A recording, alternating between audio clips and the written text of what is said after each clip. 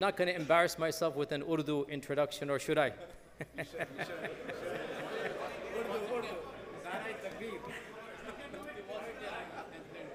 Okay, you guys are going to find this very funny, but anyway, Bismillah.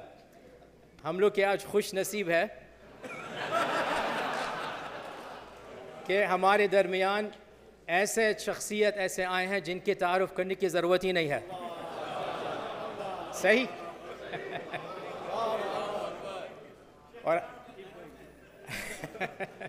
اور ہمارے مفتی صاحب جو ہیں ان کے لیے ایسے قبول ایسے محبت دلوں میں ڈالی گئی ہے کہ ایک حدیث یاد آتی ہے جو صحیح بخاری میں ہے، جس میں حضور صلی اللہ علیہ وسلم فرماتے ہیں کہ جب اللہ تعالیٰ کسی کو محبت کرتا ہے تو وہ اعلان کرتے ہیں، اللہ تعالیٰ اعلان کرتے ہیں کہ میں فلان سے محبت کرتا ہوں، اے ملائکہ تم بھی محبت کرو. تو پھر ملائکہ اس کی محبت کرتے ہیں. پھر حضور نے فرمایا کہ جب ملائکہ اس کی محبت کرتے ہیں کتب لہ القبول فی الارض، کہ اس دنیا میں ایک قبولیت پیدا ہو جاتی ہے. تو ہماری یہ تمنا، یہ خواہش، یہ دعائیں ہے کہ ہماری جو مفتی صاحب ہیں انشاءاللہ اس حدیث کے مطابق ان کے لیے بھی ایک محبت لکھی گئی ہے.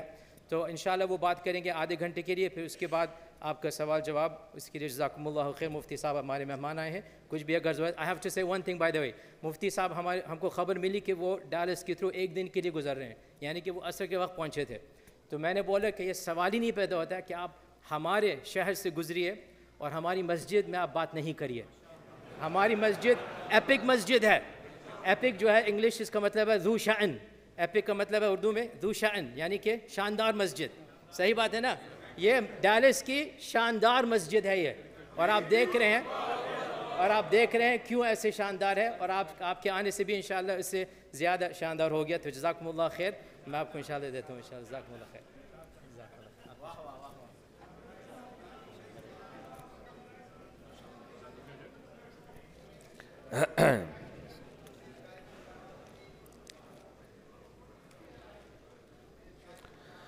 الحمد للہ نحمده ونصلي على رسوله الكريم اما بعد فاعوذ باللہ من الشیطان الرجیم بسم اللہ الرحمن الرحیم.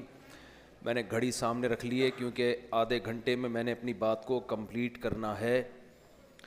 اور جناب مفتی یاسر قاضی صاحب خود ایک بہت بڑے عالم ہیں، مدینہ یونیورسٹی سے فارغ ہیں، ان کی سیرت پہ مشہور کتاب ہے. تو انہوں نے مجھے اتنی عزت دی، میں ان کا بہت زیادہ شکر گزار ہوں. تو مجھے بتایا گیا کہ آدھا گھنٹہ ہے میرے پاس، تو میں آدھے گھنٹے میں کوشش کروں گا بات اپنی کمپلیٹ کروں. ایک تو امام صاحب نے جو تلاوت کی ہے اتنا مزہ آیا کہ الفاظ نہیں ہیں بیان کرنے کے لیے. اتنی پیاری تلاوت کی ہے. ایک ہفتہ مجھے ہو چکا ہے یو ایس اے میں، اتنی خوبصورت تلاوت میں نے ابھی تک نہیں سنی، اور دل چاہ رہا تھا کہ پڑھتے ہی چلے جائیں. یہ اللہ کا کلام ہے،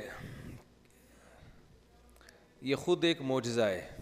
1400 سال کی پرانی کوئی زبان ایسی ہے جو اس طرح سے آج پڑھی جاتی ہو اور اس کو اس طرح سے آج سمجھا جاتا ہو. تو کلام اللہ خود بتاتا ہے کہ یہ انسانوں کا کلام نہیں ہے. کلام بتاتا ہے کہ یہ خدائی کلام ہے. یہ اللہ نے یہودیوں کو تورات دی تھی، عیسائیوں کو انجیل دی تھی. کیا آج انہوں نے تورات اور انجیل کو اس طرح سے محفوظ کیا؟ کبھی آپ نے دیکھا کوئی اتنے خوبصورت انداز سے تورات کی تلاوت کرتا ہو، کوئی اتنے خوبصورت انداز سے انجیل کی تلاوت کرتا ہو؟ تو بھائی اسی سے سمجھ جانا چاہیے کہ لاسٹ میسنجر آف گاڈ وہ محمد صلی اللہ علیہ وسلم ہے. اسی سے ہمیں سمجھ جانا چاہیے ان الدین عند اللہ الاسلام. جو آسمانی مذہب اگر کوئی ہے جس میں نجات ہے تو وہ صرف اور صرف اسلام ہے. ومن یبتغی غیر الاسلام دینا فلن یقبل منہ. اللہ نے کہا اگر کوئی بھی اسلام کے علاوہ کسی بھی دین اور مذہب کو فالو کرے گا قیامت کے دن قبول نہیں ہوگا. تو یہ تو کچھ جذبات تھے امام صاحب کی تلاوت سن کے پیدا ہوئے. تو باقی میں آپ سے اتنی سی دیر میں کیا کہوں. کل میرا بیان تھا عشاء کے بعد، 2 گھنٹے میں بھی ختم نہیں ہو رہا تھا. وہ پولیس بلوانی پڑی ختم کرنے کے لیے، اور پبلک بھی جم کے بیٹھی ہوئی تھی تو اٹھ ہی نہیں رہی تھی. تو میں نے مفتی یاسر قاضی صاحب سے کہا کہ بھائی بیان تو میں آدھا گھنٹہ ہی کروں گا کیونکہ لوگوں نے صبح آفس بھی جانا ہے, آپ کو پھر سوال جواب کا موقع دیا جائے گا, تو آپ اس میں جو کویشچن اینڈ آنسر کا سیشن چلے گا انشاءاللہ. باقی آدھے گھنٹے میں کس بات کو سمیٹ کے دلوں میں اتارنا یہ بڑا مشکل کام ہے. کوشش کرتا ہوں کہ میں اپنی بات کو سمیٹوں, اور جو میسج میں دینا چاہتا ہوں, میرا کیا میسج ہے, اللہ اس کے رسول صلی اللہ علیہ وسلم کا میسج ہے. دیکھو بھائی, آپ کو پتہ ہے کہ دنیا میں کوئی بھی کنفیوز آدمی ہو جس کو منزل کا پتہ ہی نہ ہو, وہ کبھی بھی سکون کی حالت میں نہیں ہوتا. یہ غیر مسلم جو یہاں پر رہتے ہیں, ان کی ایک منزل ہے, وہ دنیا. اسے کیا کہا جاتا ہے؟ دنیا. یہ موت کے بعد کی زندگی پر یقین نہیں رکھتے, کہتے ہیں ہم جب مر جائیں گے تو مر کے مٹی ہو کے ختم ہو جائیں گے. لہذا ان کا ہدف بہت واضح ہے. اردو سب لوگ سمجھ رہے ہیں؟ اچھا, ہاں, ایسا نہ ہو کہ میں پتہ چلا کہ بعد میں ٹرانسلیشن ہو رہی ہے میری. تو ان لوگوں کا ہدف تو بہت واضح ہے نا, یعنی ہدف کا مطلب ان کو پتہ ہے بھائی ہم دنیا کے لیے پیدا ہوئے ہیں, لائف کو انجوائے کرنے کے لیے. تو وہ نائٹ کلب بھی جاتے ہیں, شراب وراب بھی پی لیتے ہیں, کچھ نہیں بھی پیتے, وہ ان کی مرضی ہے, وہ ان کا ہیڈک ہے. بھائی آپ تو اس پہ شکر ادا کریں, آپ کو ان لوگوں نے نماز پڑھنے کی اجازت دی ہے, ان لوگوں نے آپ کو روزہ رکھنے کی اجازت دی ہے, داڑھیاں رکھنے کی اجازت دی, خواتین کو پردہ کرنے کی اجازت دی ہے. اس پہ من لم یشکر الناس لم یشکر اللہ, حدیث میں آتا ہے جو لوگوں کا شکر ادا نہیں کرتا وہ اللہ کا بھی شکر ادا نہیں کرتا. تو لوگوں میں کوئی اسٹیٹ بھی ہو سکتی ہے, ریاست بھی ہو سکتی ہے.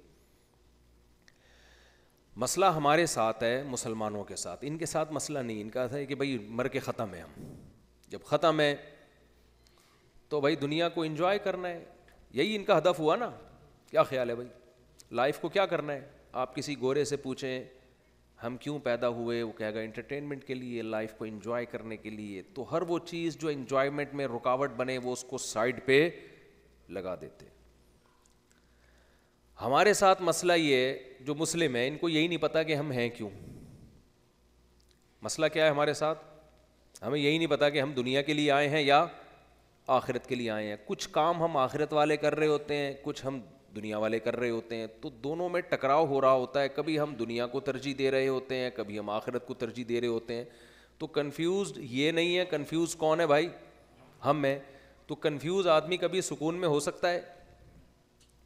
تو آپ کو ایک بات طے کر لینی چاہیے کہ ہم آخرت کے لیے بنے ہیں یا ہم دنیا کے لیے بنے ہیں.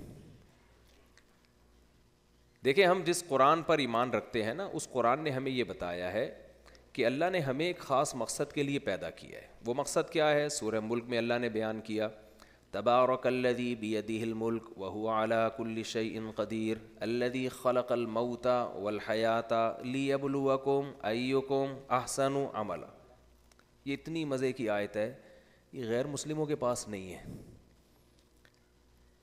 اچھا, میں نے جو کہا نا غیر مسلم کنفیوز نہیں ہے, اصل میں تو سب سے زیادہ کنفیوز وہ ہیں. کنفیوز نہ ہونے کا مطلب یہ ہے کہ ان کو یہ اس معاملے میں کنفیوز نہیں ہے کہ کوئی مقصد نہیں ہے ہمارا, دنیا میں ایسے ہی آ گئے ہم, اس معاملے میں کنفیوز نہیں ہے. ورنہ اس سے بڑی کنفیوژن کیا ہوگی کہ آپ کو یہ آپ کا کوئی مقصد ہی نہ ہو. تو اللہ تعالیٰ نے قرآن مجید میں ہمیں بتا دیا کہ تم دنیا میں کیوں آئے ہو, لیبلوکم ایکم احسن عملا. دیکھیں, پوری کائنات بنی ہے انسان کے لیے. میں بھی الحاد پہ نہیں جاتا, بیان لمبا ہو جائے گا میرا. یہ کائنات بنی نہیں ہے, اس کائنات کو کسی نے بنایا ہے. اس پہ کیا ڈارون کے کیا اشکالات ہیں وہ مفتی یاسر قاضی صاحب جواب دیتے رہتے ہوں گے آپ کو انشاءاللہ. تو جب کسی نے بنایا ہے, آپ کو معلوم ہونا چاہیے دنیا میں کوئی بھی بے وقوف سے بے وقوف آدمی بھی جب کوئی کام کرتا ہے نا, کوئی بڑا چھمبے کا کام کرے, عجیب سا کام کرے, تو اس سے اس کی ریزن پوچھی جاتی ہے. کیا یہ پاسبل ہے کہ اللہ نے اس پوری کائنات کو بنا دیا اور اس کے پیچھے کوئی مقصد نہ ہو؟ یہ ممکن ہے؟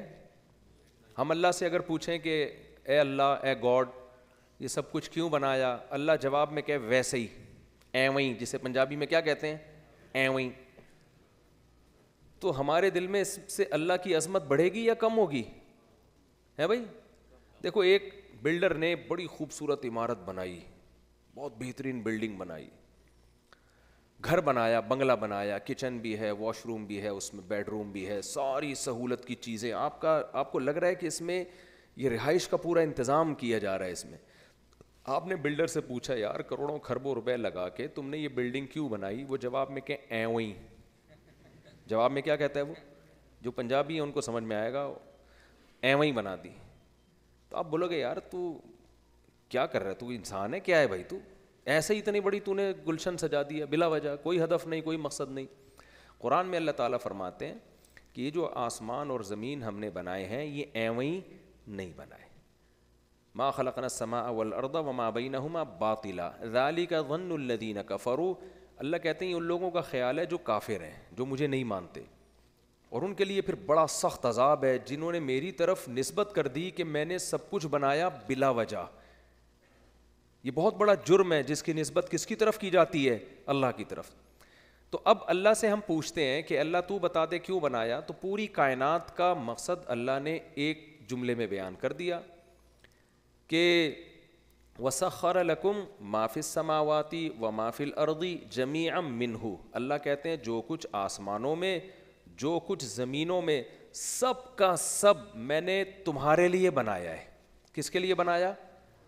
آپ لوگ میرے ساتھ شریک رہیں گے نا, کیونکہ آدھے گھنٹے میں نے سبق پڑھا کے جانا ہے نا, تو پوری امتحان کی تیاری کرانی ہے نا. 100 نمبروں کی ٹیوٹر کے پاس ٹائم کم ہو تو وہ پھر وہی پیپر دیتا ہے جو امتحان میں آنے والے ہیں, تو وہی سوالات کی تیاری کرائے گا جو بہت ہی ضروری ہیں.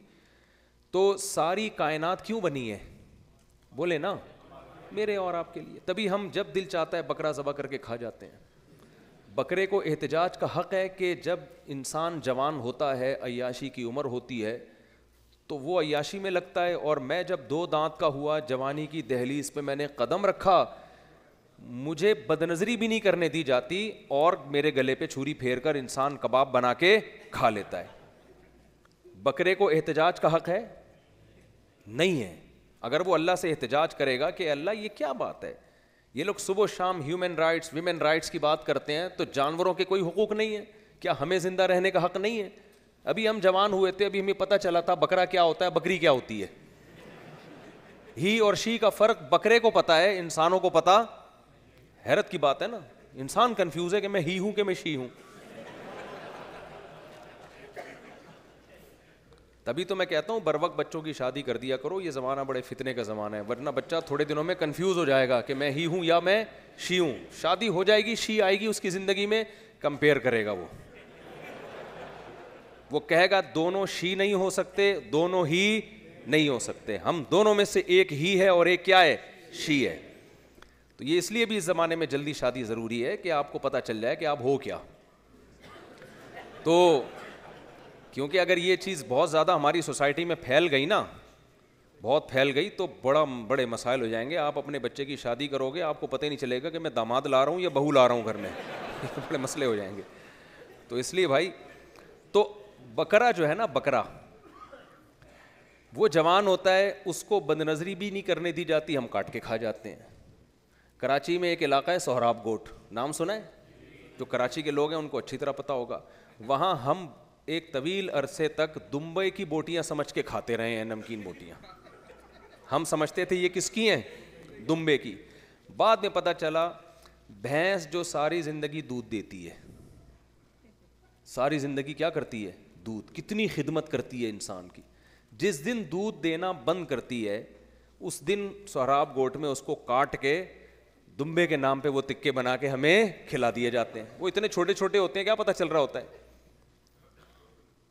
تو اب مجھے ایک بات بتاؤ, بھینس کو احتجاج کرنا چاہیے نا. گاؤں دیہاتوں میں کیا ہوتا ہے بھائی, جب آپ اپنی ماں کی بات نہیں مانتے, ماں کیا تانا دیتی ہے, میں تجھے دودھ نہیں بخشوں گی, میں تجھے دودھ نہیں بخشوں گی. بتاؤ ماں نے دودھ زیادہ پلایا ہوتا ہے یا بھینس نے زیادہ پلایا ہوتا ہے بھائی؟ بھینس نے بہت پلایا ہوتا ہے, اور ماں کا دودھ ہم نے 2 سال 1.5 سال پیا ہوتا ہے, اور بھینس کا دودھ تو اب تک پی رہے ہیں. لسی بھی بنا رہے ہیں, آئس کریم بھی بنا رہے ہیں, اور چائے بھی بنا رہے ہیں. ابھی میں چائے پی کے آیا ہوں, پتہ نہیں بھینس کا دودھ کی تھی کس کی تھی. تو ہونا یہ چاہیے کہ جب وہ بڈھی ہو جائے بھینس، تو جیسے ہم بڑھاپے میں ماں کے قدموں میں جنت تلاش کرتے ہیں، تو بھینس کی دم میں کچھ تو تلاش کریں نا ہم. کیا خیال ہے بھائی؟ لیکن سزا کیا دیتے ہیں بھائی؟ تو ساری زندگی تو نے ہمیں دودھ پلایا، اب تو نے دودھ دینا بند کیا، تیری سزا یہ ہے کہ تو چھورے کے نیچے آئے گی اور تیرے کباب بن کے دمبے کے نام پہ بکیں گے، کھلائے جائیں گے. تو بھینس کو احتجاج کرنے کا حق ہے یا نہیں ہے؟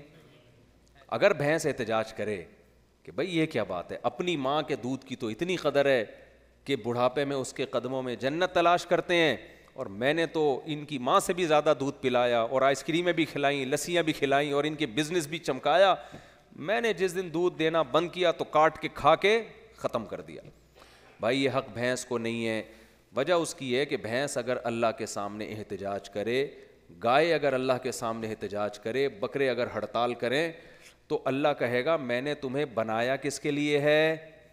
بولیں، انسان کے لیے بنایا ہے. میں نے بنایا انسان کے لیے. دھوکہ دینا اچھا کام ہے یا برا کام ہے؟ برا کام ہے نا. ہم مچھلیوں کو صبح و شام دھوکہ دیتے ہیں. مچھلی سمندر میں گھوم رہی ہوتی ہے کہ مجھے کوئی خوراک چاہیے، ہم نے کانٹے میں لگا دیا کوئی جھینگا یا کوئی گوشت لگا کے ڈالا نیچے. مچھلی یہ سمجھتی ہے کہ یہ انسان، اس نے بھوکوں کو کھانا کھلانے کے قرآن میں فضائل پڑھے ہیں، تو آج یہ کس پر مہربان ہو رہا ہے؟ مجھ پہ مہربان ہو رہا ہے. اس نے حدیث سنی ہے کہ ایک شخص نے پیاسے کتے کو پانی پلایا، اللہ نے اس کو بخش دیا، تو لگ رہا ہے آج مجھے یہ گوشت کھلانے کے موڈ میں. کتنا خطرناک کانٹا اس کے پیچھے ہم نے دھوکہ دے کے لگایا ہوا ہوتا ہے. جیسے ہی وہ بیچاری آتی ہے اور چک مارتی ہے، اور ہم کیسی بے دردی کے ساتھ اس کو کھینچتے ہیں. تو مچھلیوں کو احتجاج کا حق ہے کیا کہ یہ کیا بات ہے؟ دھوکہ آپس میں ایک دوسرے کو دیں تو برے ہیں، ہمیں صبح و شام دھوکہ دیتے ہیں، صبح و شام بے وقوف بناتے ہیں. نہیں بھائی، اگر مچھلی احتجاج کرے گی تو اللہ کہے گا میں نے تجھے پیدا کس کے لیے کیا ہے؟ انسان کے لیے کیا ہے. تو اب مجھے ایک بات بتاؤ، ساری دنیا میرے اور آپ کے لیے، تو کیا یہ پاسبل ہے ہم پیڑے کھانے کے لیے ہوں؟ پیڑے کھانا کراچی والے سمجھتے ہیں. دیکھو 6 آدمی کہیں، یہ پیڑے کھانا جو ہے نا، پہلے میں بتا دوں کسے کہتے ہیں نا. 4-6 آدمی کہیں سفر پہ نکلے ہوں تو کاموں کو تقسیم کرتے ہیں نا. بھائی جنگل میں جا رہے ہیں، بھائی تیرا کام ہے لکڑیاں کاٹ کے لانا، تیرا کام ہے ٹماٹر چھیلنا، تیرا کام ہے آگ لگانا. سب مل جل کے خدمت کرتے ہیں نا. تو ایسے موقع پہ ایک آدمی جو کچھ بھی نہ کر رہا ہو، کھانے کے وقت آگے بیٹھ جاتا ہو وہ، تو ایسے موقع پہ کہا جاتا ہے تو کیا پیڑے کھانے کے لیے آیا ہوا ہے؟ تو مجھے ایک بات بتاؤ، ساری کائنات انسان کے لیے اللہ نے مسخر کر کے لگا دی، انسان کیا یہاں پیڑے کھانے کے لیے؟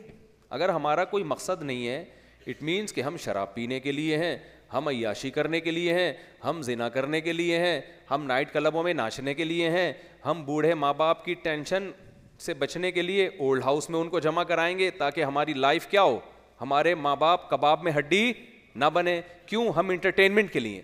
جب آپ نے اپنی زندگی کا مقصد انٹرٹینمنٹ بنا دیا تو آپ کو پتہ ہے مقصد میں جو چیز رکاوٹ بنتی ہے، مقصد کو ہٹایا جاتا ہے یا رکاوٹ کو ہٹایا جاتا ہے؟ بولو نا کیا ہو گیا بھائی؟ رکاوٹ کو. تو جب آپ کی زندگی کا مقصد انٹرٹینمنٹ ہے، لائف کو انجوائے کرنا ہے، تو ہر وہ چیز جو انجوائمنٹ میں رکاوٹ بنے گی آپ اسے سائڈ پہ لگاؤ کہ نہیں لگاؤ گے؟ تو بوڑھے ماں باپ لائف کو انجوائے کراتے ہیں، یہ رکاوٹ بنتے ہیں؟ رکاوٹ بنتے ہیں. وہ تو کھانستے ہیں، جراثیم پھیلیں گے گھر میں، ان کو تھوڑی تھوڑی دیر کے بعد اٹھا کے لے جانا پڑتا ہے، کھانے کا پوچھنا پڑتا ہے. پھر بڑھاپے میں انسان میں برداشت کم ہو جاتی ہے، وہ چیختا چلاتا ہے، ڈانٹتا ہے، بلا وجہ ڈانٹتا ہے، وہ آپ کو برداشت کرنی پڑتی ہے. تو اس کا حل جو ملحد لوگ ہیں، جو خدا کو نہیں مانتے، جو کہتے ہیں ہم انٹرٹینمنٹ کے لیے، انہوں نے اس کا بہترین حل تلاش کیا. بھائی 60-65 سال کے ابا یا اماں ہوئے تو اٹھا کے کہاں جمع کرا دو ان کو؟ اولڈ ہاؤس میں. یار وہیں پلتے رہیں گے، پیسے جمع کرا دو بس جا کے. ہم لائف کو کیا کریں؟ انجوائے. لیکن جس کو یہ پتا ہے کہ میں لائف کو انجوائے کرنے کے لیے نہیں آیا، انجوائمنٹ لائف کا ایک حصہ ہے، مقصد نہیں ہے. مقصد اللہ کی رضا ہے، مقصد اچھا عمل ہے، مقصد جنت ہے، جہنم سے بچنا ہے.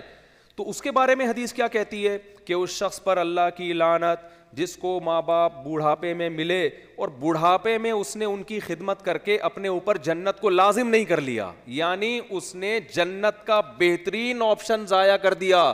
تو نبی نے فرمایا اس پر اللہ کی لعنت. میں سمجھا پا رہا ہوں اپنی بات؟ تو اگر ہم لائف کو انجوائے کرنے کے لیے پیدا ہوئے ہیں نا تو پھر طلاقیں بھی ہوں گی, پھر گرل فرینڈ بوائے فرینڈ کا جو کلچر ہے وہ پروموٹ ہوگا, شادی بیاہ کا کلچر کیا ہوگا, بولو, ختم. پھر نسلیں رکیں گی, نسل بڑھے گی نہیں. نسل روکنا اللہ کا حکم ہے یا نسل بڑھانا؟ تزوج الودود الولود. دیکھو اللہ تعالیٰ نے ہمیں بتایا کہ یہ ساری کائنات میں نے تمہارے لیے بنائی ہے, تو ظاہر ہے ہم پیڑے کھانے کے لیے نہیں ہے. پیڑے کھانے کا مطلب سمجھ میں آ گیا نا, ہمارے ذمے بھی کوئی کام ہے. میں اس کی چھوٹی سی مثال دے کے جلدی سے آگے چلتا ہوں. دیکھو کمیشن آفیسر کے لیے اعلان ہوا اخبار میں کہ جو لوگ اس معیار پہ اترتے ہیں وہ آ جائیں, نیوی میں یا آرمی میں کمیشن آفیسر بھرتی ہوں گے اور ڈائریکٹ وہ آفیسر ہوں گے, اور اس میں یہ قوائف ہیں, انٹرویو ہے, آپ چلے گئے. آپ نے کہا پہلے مجھے بتاؤ کہ میں جب آفیسر بنوں گا تو مجھے ملے گا کیا؟ انہوں نے کہا اتنی تنخواہ ہوگی آپ کو, اور یہ ہوگا, فلانا ہوگا, ڈمکانا ہوگا. آپ نے کہا بہترین, میں جا رہا ہوں ٹاٹا, کل سے یہ ساری سہولتیں آپ مجھے میرے گھر میں پہنچا دیں, یہ تنخواہ, یہ میرا اکاؤنٹ نمبر ہے. اگلا کہے گا آپ تو پوچھو کہ آپ کی کیا ذمہ داری ہے. ہم عام سویلین سے ہٹ کے, شہریوں سے ہٹ کے آپ کو یہ ساری سہولتیں دے رہے ہیں, تو آپ کی بھی تو کوئی ذمہ کوئی کام ہوگا نا.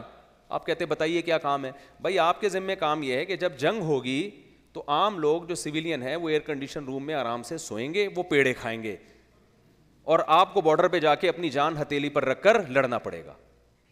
ابھی آپ پیڑے کھاؤ گے, جب جنگ ہوگی تو پھر عوام پیڑے کھائے گی, آپ کیا کرو گے؟ پیڑے کھائے گی نا. انگلش میں کوئی ٹرانسلیشن تلاش کریں اس کی. تو ہر قوم میں ایسے لوگ ہوتے ہیں جو پیڑے کھاتے ہیں بیٹھ کے. ایسا نہیں ہوتا کہ صرف مسلمانوں میں ہی ہوتے ہیں, انگریزوں میں بھی ہوتے ہیں بہت سارے جو. جی اچھا خیر. تو دنیا میں کہیں بھی ایسا نہیں ہوتا بھائی کسی کو بہت زیادہ سہولتیں دی جائیں اور اس کی کوئی ذمہ داری نہ ہو.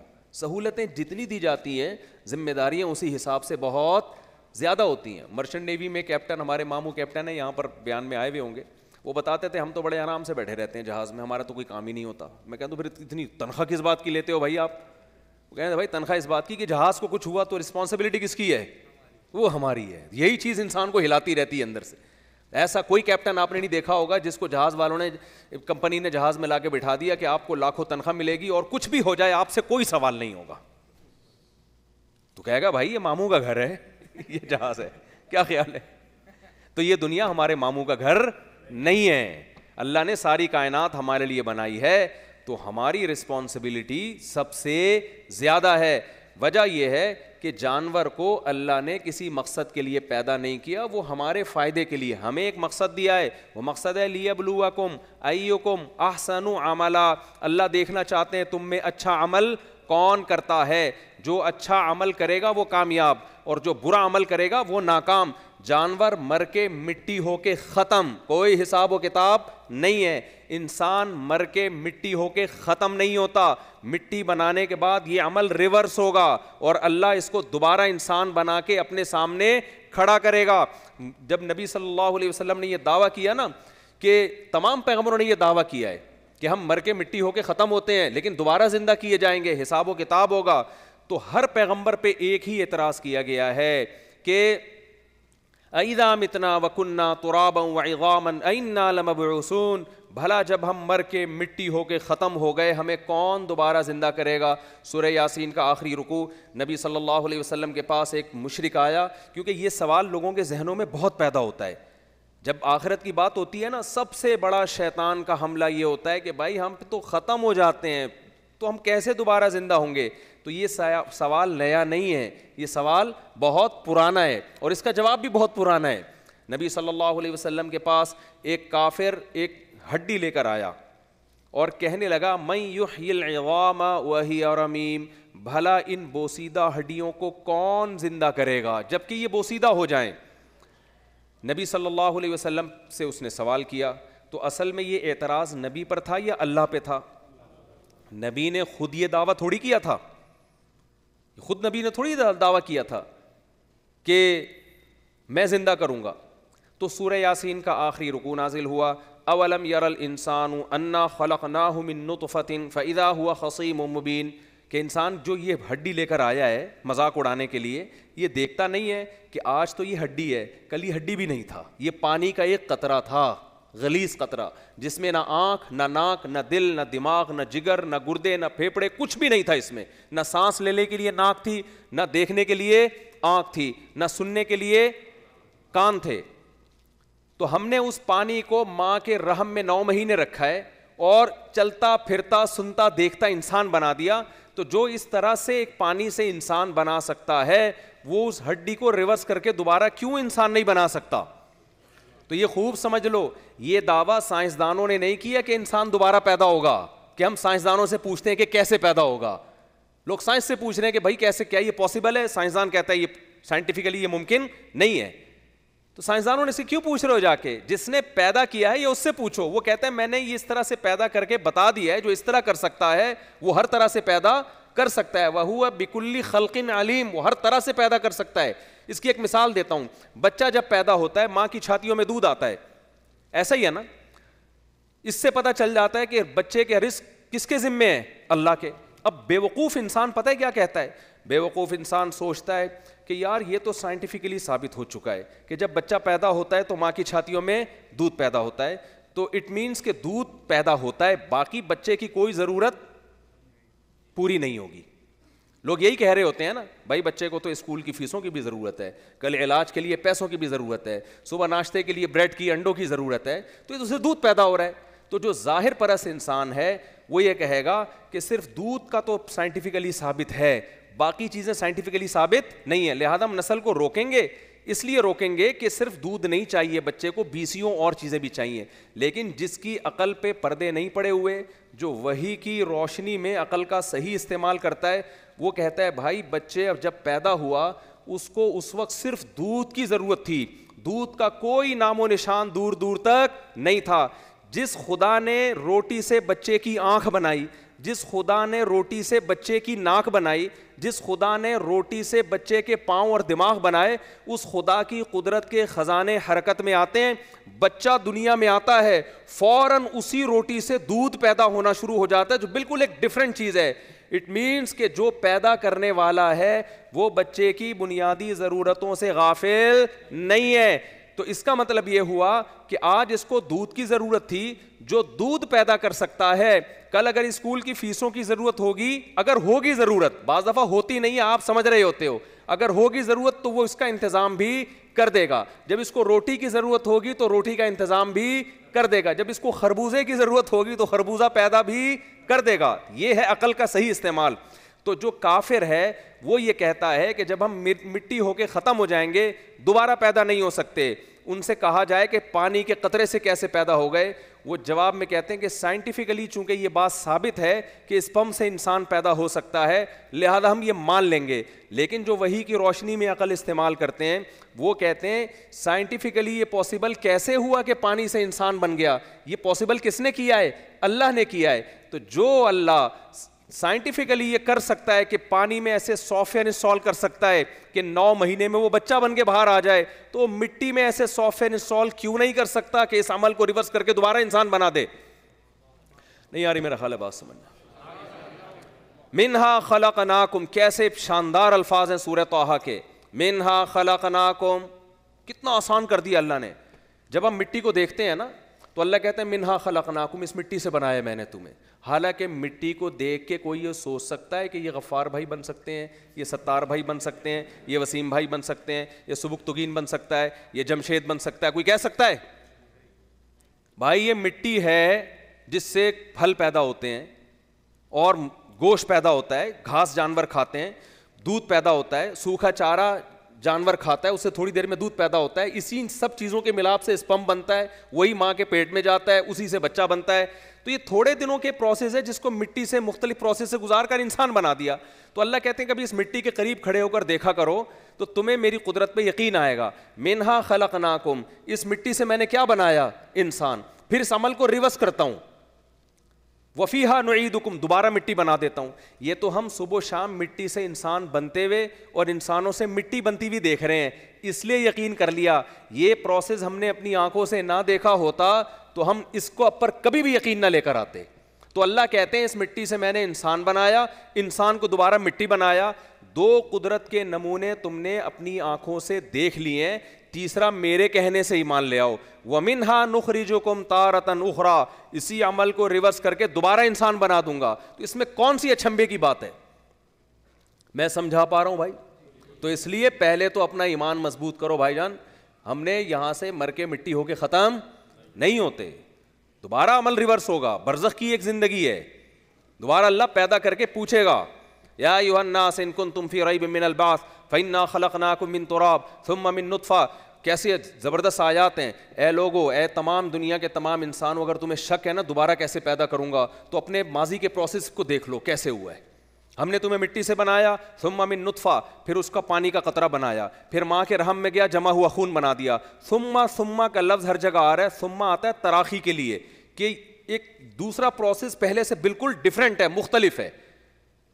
مٹی سے منی کا قطرہ بننا یہ بالکل ڈفرینٹ ہے. مٹی الگ چیز ہے اور اسپم بالکل, بولو نا, الگ چیز. پھر اسپم کا ماں کے رحم میں جا کے بلڈ بن جانا یہ بالکل ایک ڈفرینٹ چیز ہے. پھر اس بلڈ سے گوشت بن جانا, علاقہ بن جانا, یہ بالکل ایک ڈفرینٹ چیز ہے. پھر اس میں ہڈیوں کا پیدا ہو جانا یہ بالکل ایک ڈفرینٹ چیز. پھر اس میں آنکھ کا اگنا, کان کا اگنا, ناک کا اگنا, دماغ کی اتنی باریک باریک رگیں جن کو آپ چاند سے گھما کے لے آؤ, پائپ لائنوں کا پورا مجموعہ گچھا بنا کے کھوپڑی میں فٹ کر دینا, یہ بالکل ایک ڈفرینٹ چیز ہے. ثم انشأناہ خلقا آخر, قرآن کہتا ہے پھر بالکل ایک الگ تخلیق میں تمہیں ماں کے پیٹ سے باہر نکالتا ہوں. لا تعلمون شیئا, اس سارے پروسیس سے تم نا واقف تھے, تمہیں پتہ ہی نہیں تھا کہ تمہاری پیدائش کے لیے تمہیں کن کن مراحل سے, کن کن اسٹیپ سے گزارا جا رہا ہے.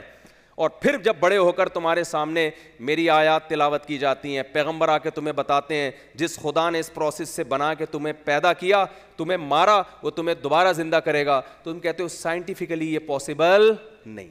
تو اس خدا کو غضب آئے گا کہ نہیں آئے گا؟ یہ سارے کام سائنسدان کر رہے تھے کیا ہے بھائی؟ سائنس تو بس ایکسپلین کر رہی تھی کہ ایسے ہوا ہے, کر میں رہا تھا. تو جو ایسے کر, جب دوبارہ ہو جائے گا تو سائنس پھر بتائے گی ایسے ہو گیا, ایکچولی یہ ریورس ایسے ہو گیا. میدان حشر میں بہت سارے سائنسدان مل کے بیٹھیں گے, ہوا کیسے یہ, تو وہ اس کی لاجک بتا دیں گے, یار ایکچولی یہ ہوا تھا, یوں ہوا تھا, یہ ریورس ہو گیا.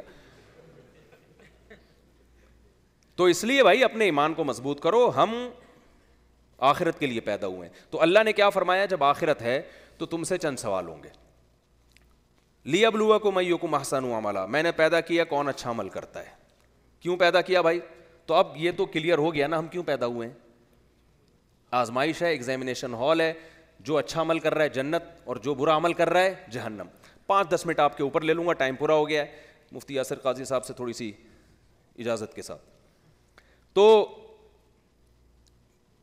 اب مجھے ایک بات بتاؤ, اب اچھے میں بڑا مسئلہ ہے. ہر آدمی کہتا ہے میں اچھا عمل کر رہا ہوں, جو پی رہے ہیں وہ بھی کیا کہتے ہیں, اچھا عمل کر رہا ہوں. بھائی اچھے عمل کے لیے پیدا کیا, اگر اللہ یہیں لا کے ہمیں چھوڑ دیتا کہ میں نے تمہیں اس لیے بنایا تم اچھے سے اچھا عمل کرو, اور جس کے اچھائی کا ترازو جھک گیا وہ جنت میں, جس کی برائی کا ترازو جھک گیا وہ جہنم میں. تو اب ہم کہتے ہر آدمی اگر انسانوں پہ چھوڑ دیا جائے کہ خود وہ ڈیفائن کریں, ایکسپلین کریں اچھائی کیا ہے برائی کیا ہے, تو جو برائی ہم نے کرنی ہوتی اس پہ اچھائی کا لیبل لگا کے مارکیٹ میں اس کو بیچ دیتے, عام کر دیتے. کوئی اپنے آپ کو برا کہنے کے لیے تیار ہے. جو شراب پیتا ہے آپ بولیں برائی ہے, وہ کہے گا بھائی یہ ڈپریشن دور کرنے کا ایک بہترین طریقہ ہے. چرسی کیا کرتے, یہاں تو وہ چرسی ہوتے نہیں ہیں. آپ آؤ کبھی ہمارے ہاں نالوں کے اندر, برساتی نالے, ان میں کتنے کراچی کے لوگ یہاں بیٹھے ہوئے ہوں گے نا, پنجاب کے, کراچی کے, تو یہاں پہ بھی ہوتے ہیں. اچھا میں نے ابھی تک نہیں دیکھا, خیر اچھا خیر. تو کیا ہوگا جب آپ چرس پئیں گے نا, آپ اس پاؤڈر کو اینٹی ڈپریشن کا نام دے کے ایک خوبصورت پنی نہیں, وہ سگریٹ جس میں بند ہوتی, ٹھیک ہے نا, اس پنی میں اینٹی ڈپریشن کا نام دے کے سوٹ اور ٹائی میں دوستوں کی محفلوں میں آپ پینا شروع کر دو, تو وہ برائی کیا بن جائے گی, اچھائی بن جائے گی. لیبل ہے. جیسے عورت کی آزادی کے نام پہ ہم نے کیا چلایا, عورت کو بے پردہ بنا دیا. تو عورت کی آزادی نہیں, اس میں آزادی کس کی ہے, مرد کی. مرد جب چاہے اپنی ٹھڑک پوری کر سکتا ہے. جب عورت پردہ کرتی ہے تو مرد کے پاس اپنی بیوی کے علاوہ کوئی آپشن رہتا ہی نہیں, اس کو پتا ہے میرے لیے میری وائف ہی ہے. تو جب عورت نے پردہ ہٹا دیا تو پھر خواتین ہی سب سے زیادہ اس سے متاثر ہوتی ہیں. وہ عورت متاثر ہوتی ہے جو گھر میں آپ کی بیوی بن کے آئی ہے, اس کو اپنے مرد پہ اعتماد نہیں ہوتا, پتہ نہیں, اور خواتین بتا رہی ہوتی ہیں. اچھا خیر, اب یہ لمبا ٹاپک, ادھر نہ نکل جائیں ہم. یہ خواتین بیچاریوں کے کیا کیا مسائل ہیں آج اس سوسائٹی میں. وفا والے مرد مارکیٹ سے کیا ہو گئے, شارٹ ہو گئے. آخرت کا خوف نہیں ہے نا, جب آخرت کا خوف نہیں ہے تو وفا کہاں سے ہوگی. تو اللہ تعالیٰ نے اگر خود ایکسپلین نہ کیا ہوتا نا اچھا کیا ہے برا کیا ہے, تو بڑا مسئلہ یہ تھا کہ ہم ہر برائی پہ لیبل کیا لگا دیتے, اچھا. ہم ماں باپ کو اولڈ ہاؤس میں جمع کراتے, اس کو اچھا کہتے کہ بھائی انہوں نے اپنی زندگی گزار لی ہے, لائف کو انجوائے کیا, تو ہمارا بھی اتنا ہی حق ہے کہ ہم لائف کو انجوائے کریں, لہذا آپ کائنڈلی کہاں تشریف لے جائیں, اولڈ ہاؤس میں, ٹھیک ہے نا. تو یہ اچھا عمل ہے بھائی, کیونکہ قوم میں اچھے ایک نیشن پیدا ہوگی. اگر ماں باپ کا بوجھ سنبھالیں گے, ٹینشن میں جائیں گے, کیونکہ بوجھ اٹھانے سے انسان کو ٹینشن ہوتی ہے تو آدمی آفس میں صحیح کام نہیں کر سکتا, صحیح کام نہیں کرے گا تو ملک ترقی نہیں کرے گا, تو ہم چاند پہ نہیں پہنچیں گے تو پھر مریخ پہ کیسے جائیں گے ہم. تو یہ کچھ بھی برائی کو آپ اچھائی کا لیبل لگا دو. گرل فرینڈ بوائے فرینڈ جو سیٹ اپ چل رہا ہے ہماری سوسائٹی میں, شادی بیاہ ختم ہو گئی, اس سے فیملی سسٹم کیا ہو رہا ہے, تباہ. اللہ نے تو قرآن میں کہا هو الذی خلق من الماء بشرا فجعلہ نسبا وصہرا. کیا زبردست آیت ہے کہ ہم نے ایک ناپاک پانی سے انسان کو بنایا. عزت جو اللہ نے ہمیں دی ہے وہ فیملی اور خاندان کی بیس پہ دی ہے. فرمایا نسبن ددیال نلیال, اور سحرن سسرال. 3 خاندان ہوتے ہیں انسان کے, جانوروں کے خاندان بولو نہیں, انسان کے 3 خاندان, ددیال, ننیال اور جس کو سسرال, ٹھیک ہے نا. بلوغت کے بعد کیا ملتا ہے انسان کو, سسرال. تو یہ 3 خاندان ہیں جس میں انسان پلتا ہے. ددیال میں اس کو ابا ملتے ہیں, دادا ملتے ہیں, تائے ملتے ہیں, چاچے ملتے ہیں, کزن ملتے ہیں. ننیال میں اس کو اماں ملتی ہیں, خالائیں ملتی ہیں. اچھا, ددیال میں پھوپھیاں بھی ملتی ہیں, اور ماموں ملتے ہیں, خالائیں ملتی ہیں, کزن ملتے ہیں, نانا نانی ملتے ہیں, دادا دادی ملتے ہیں. یہ چیز انسان کی عزت کا سبب ہے. جانوروں میں نکاح کا سیٹ اپ بولو نہیں ہے, صرف فزیکل ریلیشن ہوتا ہے. جزاک اللہ. فزیکل ریلیشن جانوروں میں ہوتا ہے, لہذا ان کے ہاں بھی نسل پیدا ہوتی ہے. رشتے وجود میں بولو نہیں ہے. آپ نے کبھی, میں اکثر ایک مثال دیتا ہوں, یہاں تو پتہ نہیں گدھے, میں نے ابھی تک مجھے کوئی گدھا نظر نہیں آیا یہاں پہ. آپ اپنے گدھے کا تعارف کروا رہے ہو کسی سے, یہ میرا گدھا ہے, لوڈ زیادہ اٹھاتا ہے, ڈھینچوں کم کرتا ہے, اس سے زیادہ گدھے کا انٹروڈکشن ہوگا نہیں. کبھی آپ نے گدھے کا ایسا تعارف کروایا, یہ میرا گدھا ہے, یہ اس کے فادر ہیں, یہ اس کے ماموں ہیں, یہ اس کے بولو نا چاچو ہیں, کبھی تعارف انٹروڈکشن کروایا آپ نے؟ کیوں بھائی, نسل تو ان کے یہاں بھی پیدا ہو رہی ہے اگر آپ کے یہاں ہو رہی ہے. وجہ اس کی ہے کہ گدھا کا میل اور فیمیل میں فزیکل ریلیشن ہوتا ہے, میرج کا ریلیشن نہیں ہوتا. فزیکل ریلیشن سے رشتے وجود میں نہیں آتے, رشتے وجود میں شادی سے اور میرج سے آتے ہیں.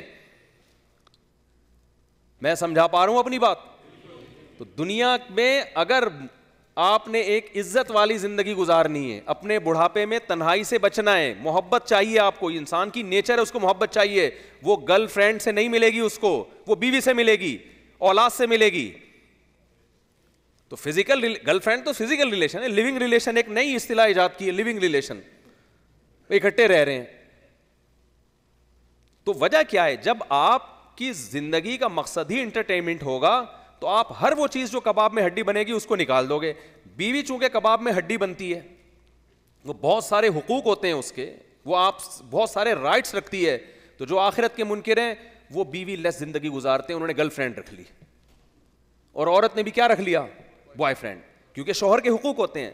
لیکن جن کے دل میں آخرت کا خوف ہے, انہیں پتہ ہے کہ گرل فرینڈ بوائے فرینڈ یہ اللہ کی مرضی کے خلاف, اور نکاح یہ اللہ کی مرضی کے مطابق. حدیث میں آتا ہے نا 10 چیزیں پیغمبروں کی فطرت ہے, اس میں ایک نکاح بھی ہے. موسیٰ علیہ السلام نے نکاح کی خاطر, شادی کی خاطر 10 سال بکریاں چرائی ہیں. 10 سال موسیٰ کلیم اللہ نے. ان کی جو زوجہ کے والد نے کیا کہا تھا, میں اپنی بیٹی کا نکاح آپ سے اس شرط پہ کروں گا, انی اريد ان انکحک احدی ابنتی ہاتین علی ان تأجرنی 8 حجج فإن اتممت 10 فمن عندک. تو موسیٰ علیہ السلام نے کیا کہا, انہوں نے کہا 10 سال میری بکریاں چراؤ گے تو میری بیٹی تمہاری زوجہ, تمہارا نکاح کرا دوں گا. موسیٰ علیہ السلام نے فوراً ہاتھ بڑھایا, ذالک بینی و بینک, یہ میرے اور آپ کے درمیان کیا ہے, ایگریمنٹ. تو پتہ چلتا ہے بھائی پیغمبر نکاح پہ حریص ہوتے ہیں اور زنا سے دور. یوسف علیہ السلام کو مصر میں چاروں طرف دروازے بند کر کے کس قدر زنا پہ ورغلایا گیا, دھمکی دی گئی کہ آپ کو جیل بھیج دوں گی, آپ پر الزام, الٹا آپ پر الزام بھی لگ گیا, جیل بھی چلے گئے. لیکن اللہ سے کیا کہہ رہے ہیں, قال رب السجن احب الی مما یدعوننی الی, اے اللہ جیل کی زندگی مجھے اس بدکاری اور زنا سے زیادہ محبوب ہے جس کی طرف یہ مجھے دعوت دے رہی ہے. اتنا برا گندا عمل ہے اللہ کی نظر میں زنا, اور آج اس کو کتنا ہلکا لے لیا ہے.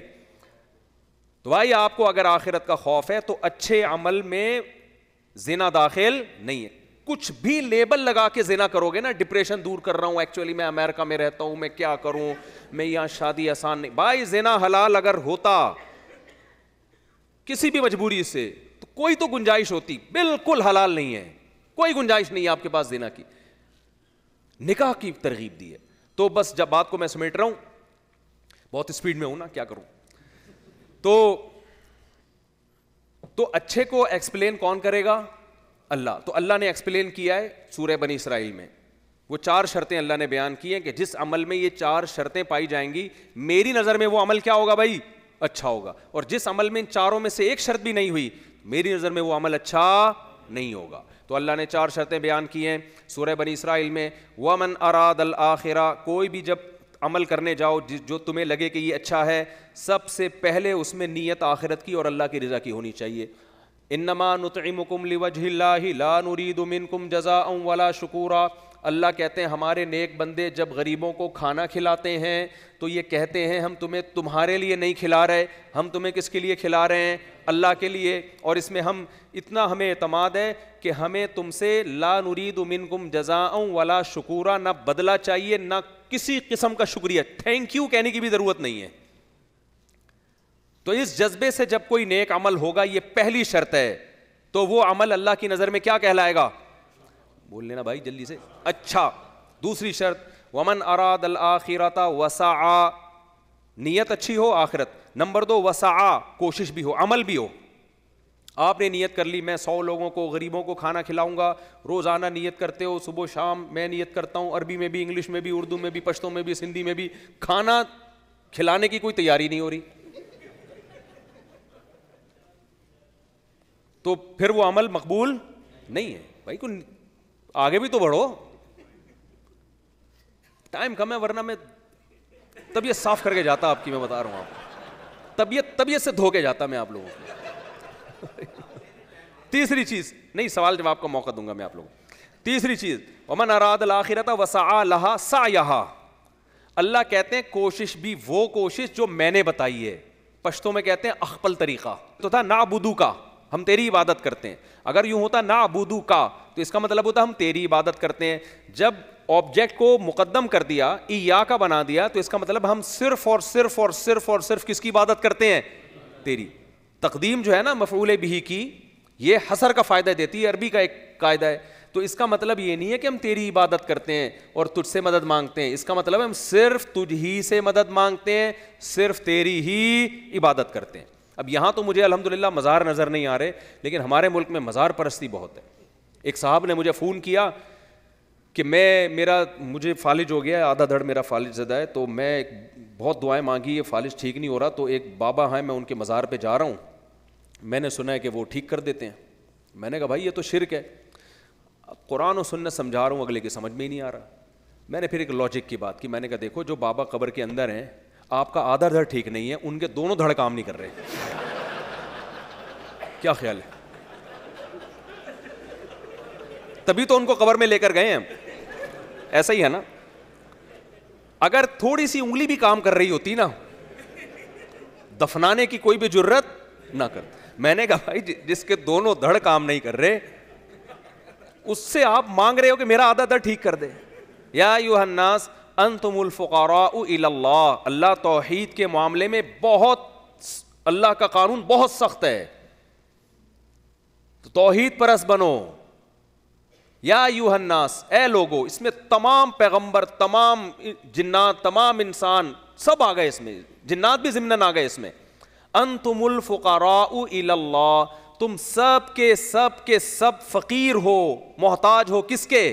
اللہ کے. صرف ایک اللہ ہے جو کسی کا محتاج نہیں ہے. یہ اسلام کا حسن ہے کہ ہماری گردن اللہ کے سوا کسی کے آگے نہیں جھکتی. ہم دعا کے لیے ہاتھ اللہ کے سوا کسی کے آگے نہیں اٹھاتے. خدا کی قسم یہ توحید اتنا مزے کا عقیدہ ہے.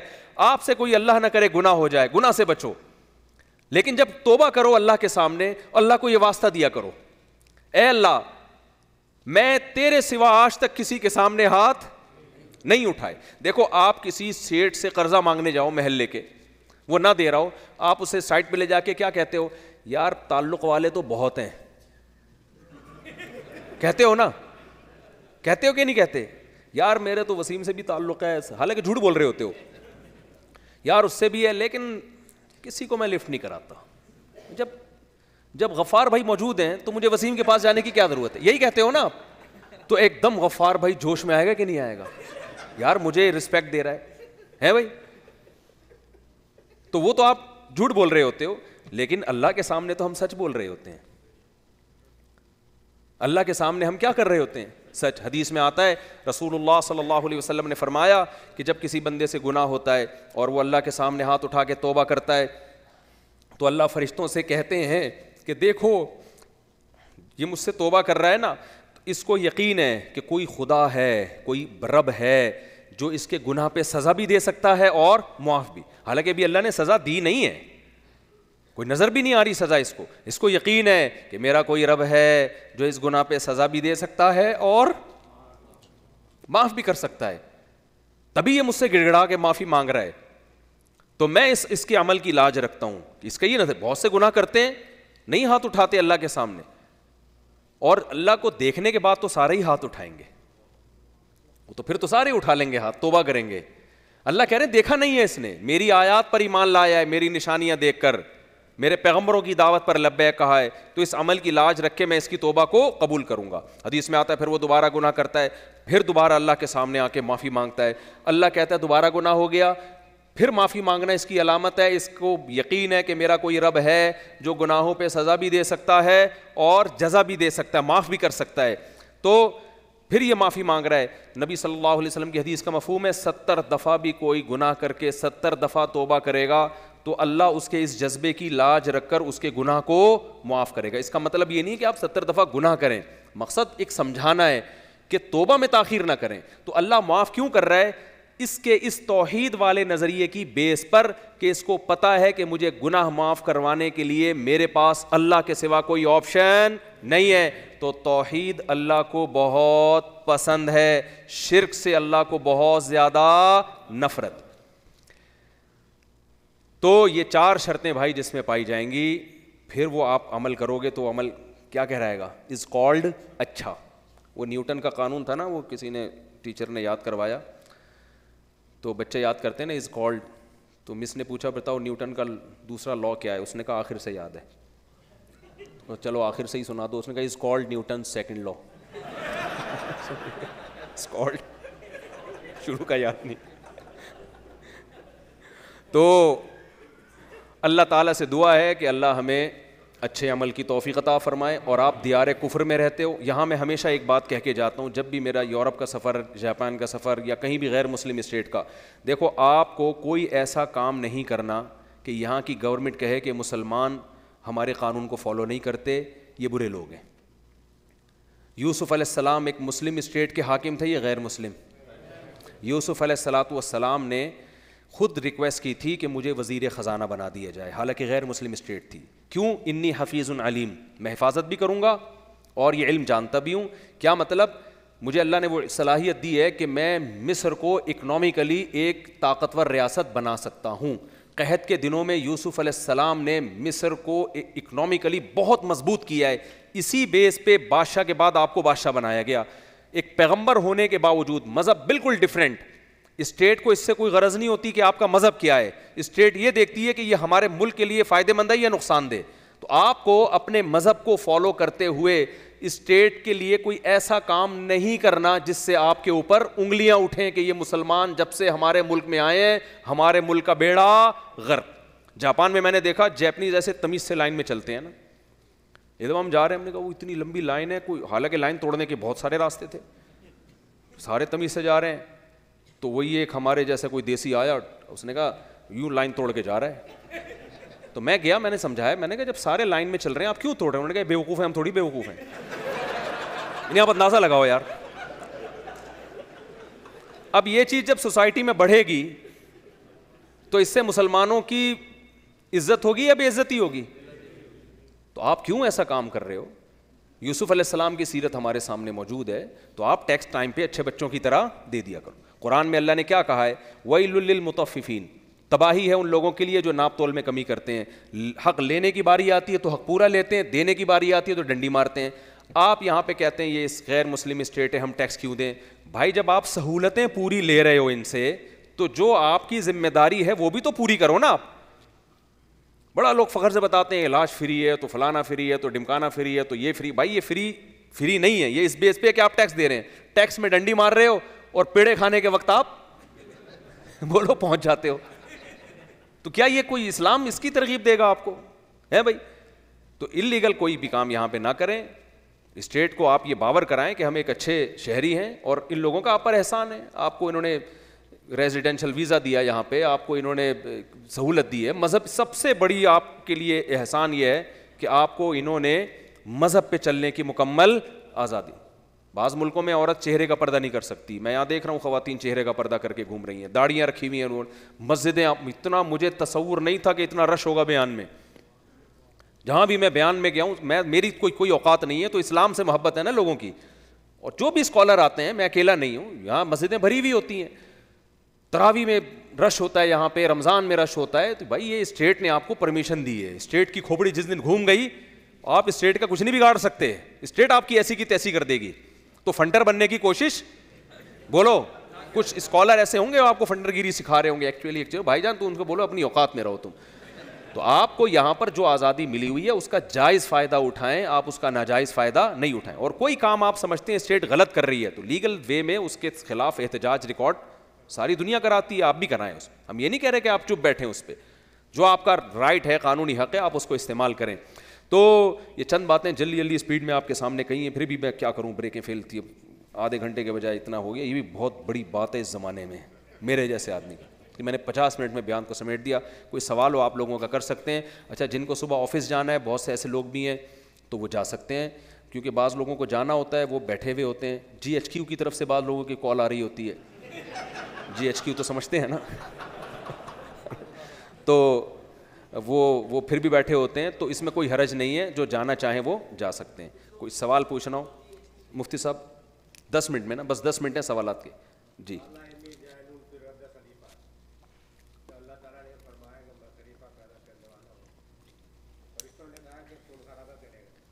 جی جی جی ٹھیک ہے. حضرت نے سوال پوچھا ہے کہ بس اب تو رہنے دے, اب تو کھانے کا ٹائم ہے میرا خیال ہے. حضرت نے سوال پوچھا ہے کہ فرشتوں کے, جب اللہ نے کہا تھا میں زمین میں انسان پیدا کر رہا ہوں, فرشتوں نے کہا خون خرابہ کرے گا, تو فرشتوں کو کیسے پتہ چل گیا خون خرابہ کرے گا؟ فرشتوں کو دیکھیں, IQ لیول بہت ہائی ہے فرشتوں کا. فرشتوں کو پتا تھا کہ, آپ تشریف رکھیں, فرشتوں کو پتا تھا کہ اس وقت زمین میں 2 قسم کی مخلوق ہے. ایک یعنی اس کائنات میں ایک فرشتے ہیں جن کے پاس عقل ہے, خواہشات نہیں ہے. عقل ہے, خواہشات نہیں ہے. دوسری مخلوق جانور ہے جس کے پاس خواہشات ہیں, عقل نہیں ہے. تو جانور کے پاس خواہشات بہت ہیں, عقل نہیں ہے. اگر عقل ہوتی تو شیر جب بھوک لگتی اس وقت شکار کر کے کھاتا ہے, جتنا پیٹ بھرا چھوڑ کے چلا گیا آرام سے مسٹنڈوں کی طرح, پھر پڑ گیا. اگر کھوپڑی ہوتی نا شیر کے پاس, جو ہمارے پاس ہے, شیر یہ کام نہ کرتا. شیر لومڑی کو کرائے پہ لیتا, ٹھیک ہے نا, 2-4 لومڑیاں پکڑ کے رکھتا اور بولتا بھائی ایک ہرنی چاہیے, ڈی فریزر ایجاد کرتا اور پورے جنگل سے ہرن کی نسل ختم کر کے فریزر میں بھر دیتا. وہ جنگل کی ایسی کی, پھر اپنے بچوں کے لیے, پوتوں نواسوں کے لیے بھی سوچتا وہ کہ یار نسل کے لیے کر کے جاؤ, یہ کیا آپ پہلے شکار کا پلان کرنا پھر جانا, ابے بھائی کباب بناؤ فریزر میں بھر دو, اسٹور کرو. عقل ہوتی تو یہ کرتا. تو فساد ہوتا جنگل میں کہ نہیں ہوتا؟ جنگل کا بیڑا غرق ہو جاتا. کیا خیال ہے بھائی؟ اگر یہ جو جانور ہیں، یہ بیل، ہم تو قربانی کے دنوں میں بیل کاٹ لاتے ہیں نا، کھونٹے سے باندھتے ہیں، تو بیل میں خواہشات ہیں، تبھی اس کو چارہ بھی کھلانا پڑتا ہے. اگر عقل ہوتی نا تو ہم کھونٹے سے بندھے ہوئے ہوتے. بیل کو پتا ہونا تھا کہ بقرعید میں ہم نے کٹنا ہے، اس میں عقل ہوتی تو کھونٹے سے کون بندھا ہوا ہوتا؟ بیل گھوم رہے ہوتے، کھونٹے سے ہم بندھے ہوئے ہوتے. تو فساد کے لیے نا دو چیزیں چاہیے، خواہشات. فرشتوں میں خواہشات نہیں، عقل ہے، تو ان کی کوئی ڈیزائرز ہی نہیں ہے، تو ان کو کیا کرنا ہے لڑ بھڑ کے، ہے بھائی؟ نہ ان کو بھوک لگ رہی ہے تو روٹی پہ لڑائیاں نہیں ہوں گی، نہ وہ مہنگائی سے متاثر ہیں، نہ ڈیزل مہنگے ہونے سے، نہ پیٹرول مہنگا ہونے سے. فرشتوں کا ان چیزوں سے کوئی لینا دینا، ان میں مذکر مؤنث بھی نہیں ہوتے، ہے بھائی؟ کہ بھائی وہ فرشتنی پہ لڑائی ہو رہی ہے، کوئی فیمیل فرشتی بڑی خوبصورت ہے، اس پہ لڑائی ہو رہی ہے، ایسا بھی کوئی سیٹ اپ ہے بھائی؟ نہیں ہے. تو انسان ایک ایسی مخلوق ہے جس میں خواہشات بھی ہیں اور بے پناہ دماغ اللہ نے اس کو دیا ہے. خواہشات اس کو پوری کرنی ہے، پھر اس کے لیے وہ اپنا دماغ استعمال کرتا ہے. شیر صدیوں سے لڑ رہا ہے اپنے پنجوں سے اور دانتوں سے، اب تک کوئی بندوق یا بم اس نے ایجاد نہیں کیا. انسان نے لڑنا شروع کیا کہ مجھے روٹی چاہیے، ادھر سے چھینوں، یہاں سے چھینوں، یہاں سے چھینوں. پھر اس نے بولا یار چھینا جھپٹی کے بجائے تلوار ایجاد کرو، گردن اڑاؤ، پوری جائیداد پہ قبضہ کرو. پھر تلوار سے آگے بڑھا، رائفلیں ایجاد کی، بیٹم بم بنا لیے، یہ کر لیا، وہ کر لیا. تو فرشتوں کو پتا تھا کہ بھائی یہ مخلوق پیدا ہو رہی ہے جس میں خواہشات بھی ہیں اور کھوپڑی بھی ہے، یہ زمین میں خون بہائے گا. تو اللہ نے کہا کہ سارے نہیں ایسے ہوں گے، میں بہت سے میرے لیے بھی ہوں گے، بہت سے یہی کھوپڑی کو صحیح بھی استعمال کریں گے. جی دعا کریں محبت سے، یہ بیان سنا دیں ان کو، دل سے دعا ہے، بس آرام سے محبت سے ان کو سمجھاؤ، بس ٹینشن نہ لیں اس چیز کی زیادہ، ٹھیک ہے نا؟ اللہ سے دعا مانگیں، زیادہ ٹینشن نہ لیں. میں بھی دل سے دعا کروں. جی دیکھیں وہ تو اس کے بارے میں کہ جب آدم علیہ السلام سے چیزوں کی اشیاء کی پوچھی نا، تو اس کے بارے میں فرشتوں نے کہا کہ ہمیں اس کا علم نہیں ہے، کیونکہ زمین تو ایک مادی چیز ہے، مادی چیزوں کی خاصیتیں تو انسان جانتا ہے. آپ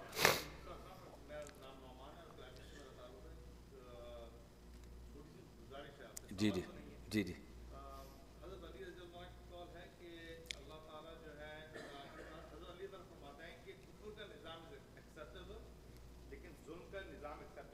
جی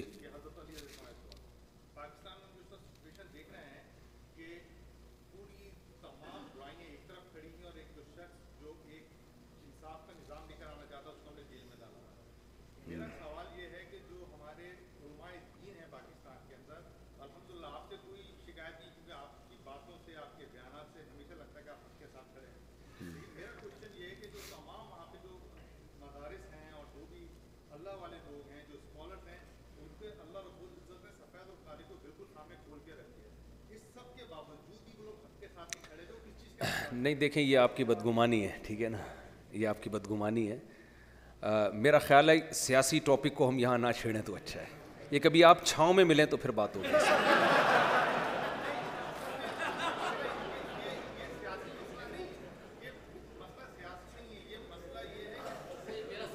نہیں مسئلہ آپ کا ٹھیک ہے، بالکل صحیح ہے. جو پاکستان میں ہو رہا ہے وہ کسی سے ڈھکا چھپا نہیں ہے، اور آج سے تھوڑی ہو رہا ہے، بہت پہلے سے ہو رہا ہے. لیکن اس کو ٹھیک کرنے کی کوشش کرنی چاہیے پازیٹیو وے میں، ایسا نہ ٹھیک کریں کہ اور خراب ہو جائے. جی دیکھیں برزخ کی لائف بالکل ایسے ہے جیسے قرآن نے اس کی مثال دی ہے، اللہ یتوفی الانفس حین موتها والتی لم تمت فی منامها. ہم جب سوتے ہیں نا تو ہماری روح کا ہمارے جسم سے تعلق کمزور ہو جاتا ہے، اور مرتے ہیں تو روح بالکل ہی نکل جاتی ہے. تو ہم جب سوتے ہیں تو ہمیں کتنی چیزیں ہماری روح پہ گزر رہی ہوتی ہیں، بہت کچھ ہماری روح پہ گزر رہا ہوتا ہے جو ہمیں پتہ ہوتا ہے، ہمارے ساتھ بیٹھے ہوئے بندے کو پتہ نہیں ہوتا. تو قرآن و سنت سے پتہ چلتا ہے ایسے جب ہم مر جاتے ہیں تو بہت سے احوال ہماری روح دیکھ رہی ہوتی ہے جو ہمیں پتہ ہوتا ہے، ہمارے اڑوس پڑوس بیٹھے ہوئے شخص کو علم نہیں ہوتا. تو یہ جو آخرت اور دنیا کے بیچ میں یہ کنڈیشن ہے جس کو نیند سے تشبیہ دی گئی ہے، اس کنڈیشن کو برزخ کہا جاتا ہے. اس میں پوری سزا یا پوری جزا نہیں ملتی ہے، اصل جزا اور سزا آخرت میں ہوگی، اس میں اس کے اثرات پڑتے ہیں اس زندگی میں.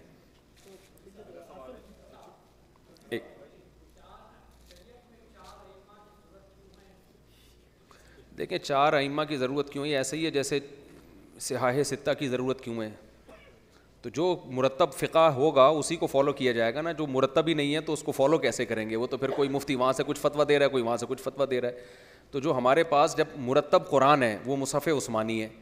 حالانکہ نبی صلی اللہ علیہ وسلم کے دور میں تو کوئی مرتب نہیں تھا, لیکن جب ایک مرتب ہو گیا تو اس کو فالو کرنا ہے. حدیث مرتب نہیں تھی نبی کے دور میں, جب ہو گئی تو پھر اس کو فالو کرنا ہے. تو اسلامی قانون بھی مرتب نہیں تھا نبی کے دور میں, لیکن 4 اماموں نے مرتب کر لیا. تو جب کر لیا تو پھر اسی کو فالو کرنا پڑے گا. پھر یہ نئی نئی چیزیں نکالیں گے تو ادھر سے ایک مفتی وہ فتویٰ, دوسرا مفتی وہ فتویٰ, تو اسلام کا تو بیڑا غرق ہو جائے گا نا. جی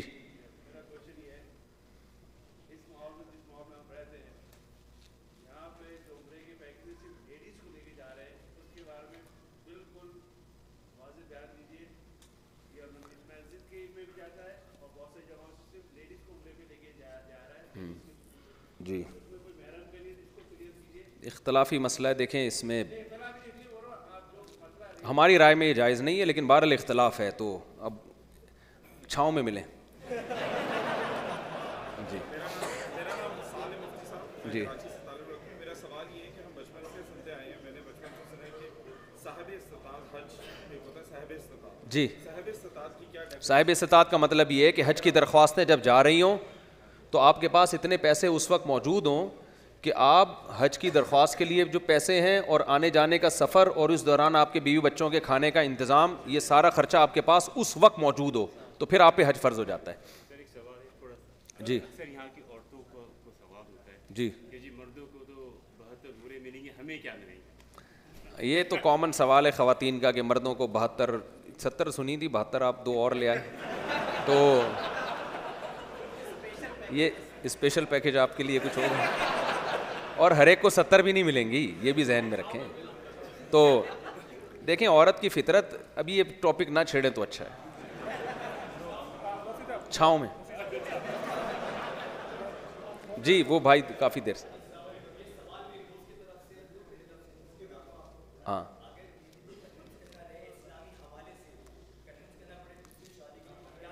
وہ کنوینس نہیں ہوگی. جی Last question.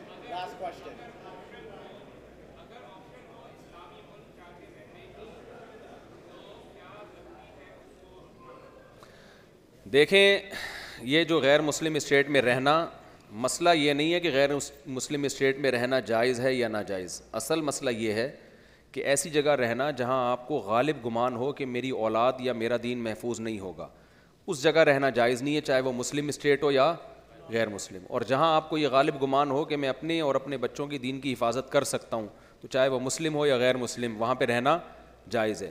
کچھ لوگوں کے حالات وہاں اتنے خراب ہیں, بے روزگاری سے یہ حال ہو گیا ہے کہ اگر وہ ہجرت کر کے کمانے کے لیے نہیں جاتے تو شاید وہ بھکاری بن جائیں اور ان کے حالات بہت خراب ہو جائیں.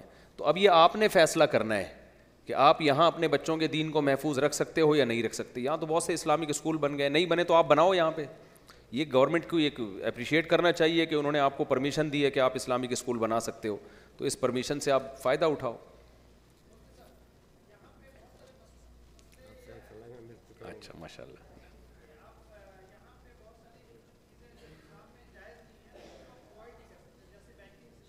جی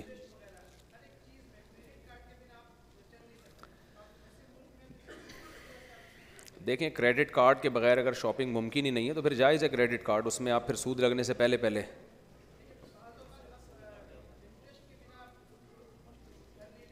دیکھیں گھر لینا تو کرائے پہ آپ کی ضرورت, اس پہ میں ابھی ایک پورا جواب ریکارڈ کروا چکا ہوں, وہ سن لیے گا.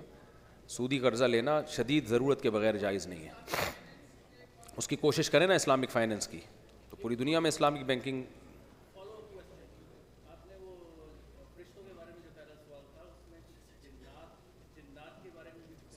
ہاں وہ تو جنات کا بھی یہی ہے نا, ان میں خواہشات بھی ہیں اور لیکن ان میں شر کا غلبہ ہے. انسانوں کی بات کریں, اگر جنات پہ کوئی پروگرام ہوگا تو انشاءاللہ ٹھیک. ان المسلمین والمسلمات والمؤمنین والمؤمنات والقانتین والقانتات والصادقین والصادقات والصابرین والصابرات والخاشعین والخاشعات والخاشعين والخاشعات والمتصدقين والمتصدقات والصائمين والصائمات والحافظين فروجهم والحافظات والذاكرين الله كثيرا والذاكرات أعد الله لهم مغفرة وأجرا عظيما.